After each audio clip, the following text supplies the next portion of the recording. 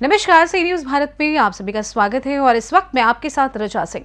खबर राजधानी लखनऊ से है, जहां आलमबाग स्नेह नगर स्थित खड़े हनुमान मंदिर प्रांगण में 17 दिसंबर से चल रहे श्रीमद् भागवत कथा में शुक्रवार की शाम भक्तजनों ने वामन अवतार कथा सहित श्री कृष्ण जन्मोत्सव का रसपान किया। आइए देखते हैं हमारे संवाददाता उमेश विश्वकर्मा की ये खास रिपोर्ट। स्नेह नगर स्थित बड़े हनुमान जी मंदिर प्रांगण में 17 दिसंबर से श्रीमद् भागवत कथा चल रही है। 23 दिसंबर को श्रीमद् भागवत कथा का समापन होगा और 24 दिसंबर को विशाल भंडारे का आयोजन किया गया है। मंदिर प्रांगण में श्रीमद् भागवत कथा का आयोजन गोस्वामी परिवार की ओर से किया गया है। वृंदावन से पधारे बाल गोविंद दास जी महाराज के मुखारविंद से बड़ी संख्या में भक्तजन प्रतिदिन कथा का रसपान कर रहे हैं। शुक्रवार की शाम कथाव्यास बाल गोविंद दास जी महाराज ने विष्णु भगवान के 5वें अवतार वामन अवतार एवं भगवान श्री कृष्ण की जन्म लीला सुनाकर भक्तजनों को भाव विभोर कर दिया।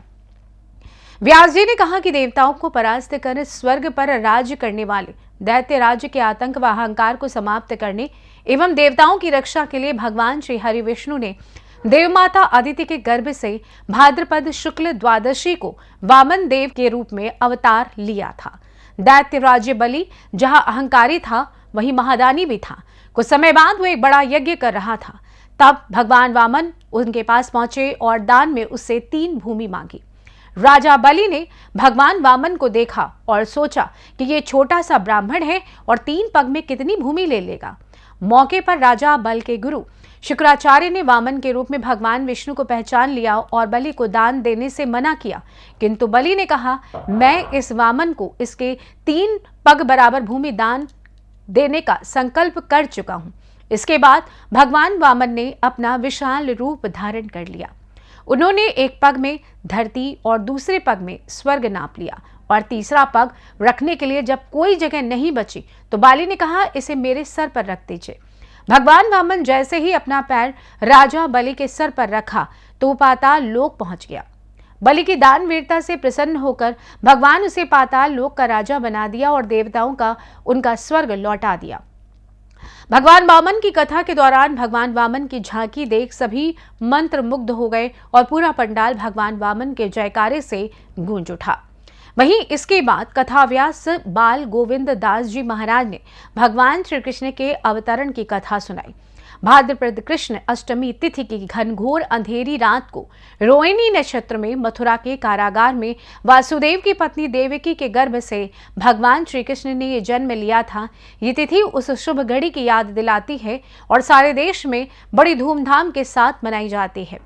द्वापर युग में भोजवंशी राजा उग्रसेन मथुरा में राज्य करता था। उसके अत्याचारी पुत्र कंस ने उसे गद्दी से उतार दिया और स्वयं मथुरा का राजा बन बैठा।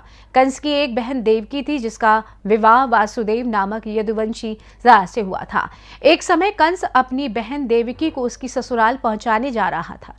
रास्ते में आकाशवाणी हुई कि हे कंस, जिस देवकी को तू इतने प्रेम से ले जा रहा है, उसी में तेरा काल बसता है। इसी के गर्भ से उत्पन्न 8वां बालक तेरा वध करेगा। ये सुनकर कंस वासुदेव को मारने के लिए उद्यत हुआ। तब देवकी ने उससे विनय पूर्वक कहा, मेरे गर्भ से जो संतान होगी उसे मैं तुम्हारे सामने ला दूंगी। बहनोई को मारने से क्या लाभ है। कंस ने देवकी की बात मान ली और मथुरा वापस चला आया। उसने वासुदेव और देवकी को कारागृह में डाल दिया। वासुदेव देवकी को एक एक करके 7 बच्चे हुए और 7 के जन्म लेते ही कंस ने उन्हें मार डाला। जब 8वां बच्चा होने वाला था तो कारागार में उन पर कड़े पहरे बैठा दिए।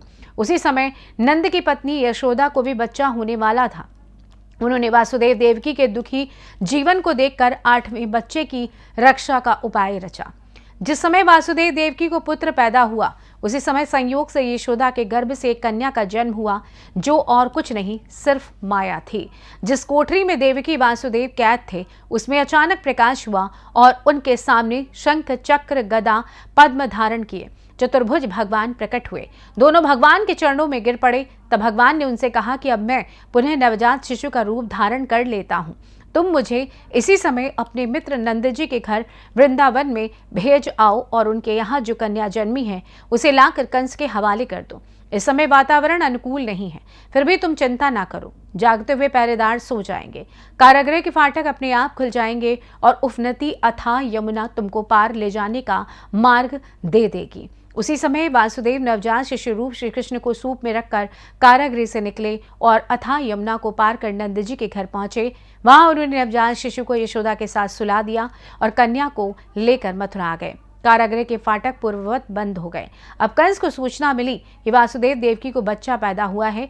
उसने बंदीगृह में जाकर देवकी के हाथ से नवजात कन्या को छीनकर पृथ्वी पर पटक देना चाहा, परंतु वो कन्या आकाश में उड़ गई और वहां से कहा, अरे मूर्ख, मुझे मारने से क्या होगा? तुझे मारने वाला तो वृंदावन में जा पहुंचा है, वो जल्द ही तुझे तेरे पापों का दंड देगा।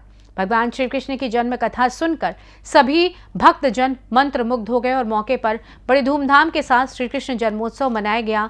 बाल रूप भगवान श्री कृष्ण का बड़ी श्रद्धा भाव के साथ स्वागत किया गया एवं चरण बंधन के साथ आरती की गई। बाल रूप श्री कृष्ण के आगमन पर भक्तजनों ने खूब जयकारे लगाए और महिलाओं ने जमकर नृत्य किया।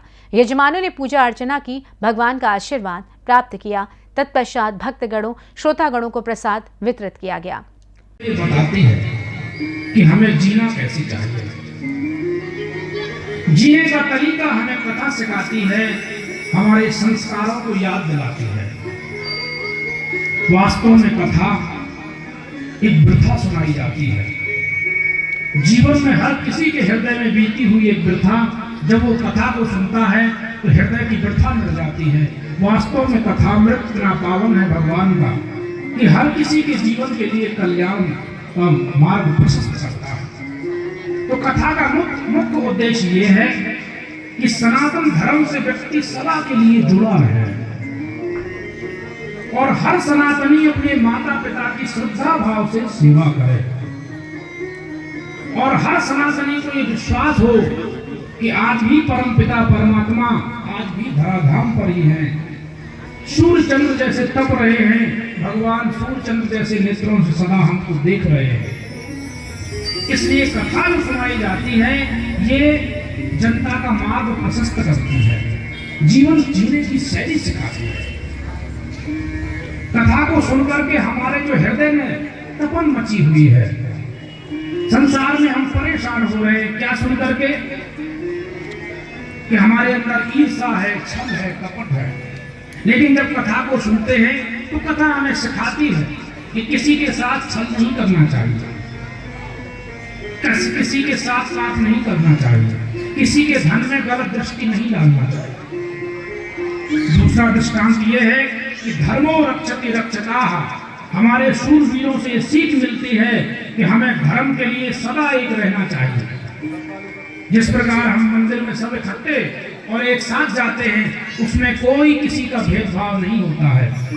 इसी प्रकार हमें अपने धर्म के लिए सदा इकट्ठे रहना चाहिए, एक समूह में पिरोए रहना चाहिए।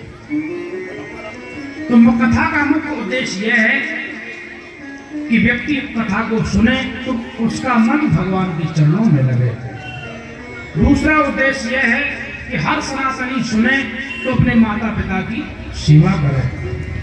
कथा का सार यही है, श्रवणं कीर्तनं विष्णु स्मरणं पाद सेवनम अर्चनं वंदनं दास्यं सख्यमात्म निवेदनम। सबसे पहले कथा को सुनना चाहिए। क्यों सुनना चाहिए?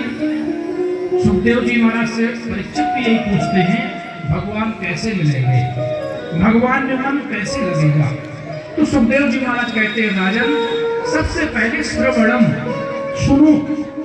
कथा को तुम जितना सुनोगे, भगवान की लीला को आप जितना सुनेंगे, उतना ही तुम्हें आनंद भी आएगा। सुनने से आपके हृदय में भगवान के प्रति प्रेम जागृत होगा। उससे क्या होगा? आपका मन भगवान पर लगेगा। जब आपका मन भगवान पर लगने लगे तो क्या करो? सुनते सुनते फिर इसके बाद कीर्तन करो। श्रवणम कीर्तनम, जब कीर्तन करते करते मन भर जाए तो दूसरों को भी सुनाओ भगवान की लीला, भगवान की महिमा। हमारे धर्म में तो भगवान की महिमा सुना करके ही व्यक्ति को धर्म में जोड़ा जाता है, बताया जाता है। ना तो यहाँ कोई लालच देता है, ना तो कोई यहाँ प्रेरित करता है, ना कोई यहाँ जबरदस्ती करता है। ये भगवान की कथा ही ऐसी है कि स्वतः ही अपनी ओर खींच लेती है। तो वास्तव में कथा का मुख्य उद्देश्य ये है कि व्यक्ति कथा को सुनेंगे तो भगवान पर विश्वास होगा, भगवान पर मन लगेगा। श्रवणम, फिर इसके बाद में सुनते सुनते जब आपको भगवान का चिंतन होने लगे तो स्मरण करो भगवान का, कीर्तन करो भगवान।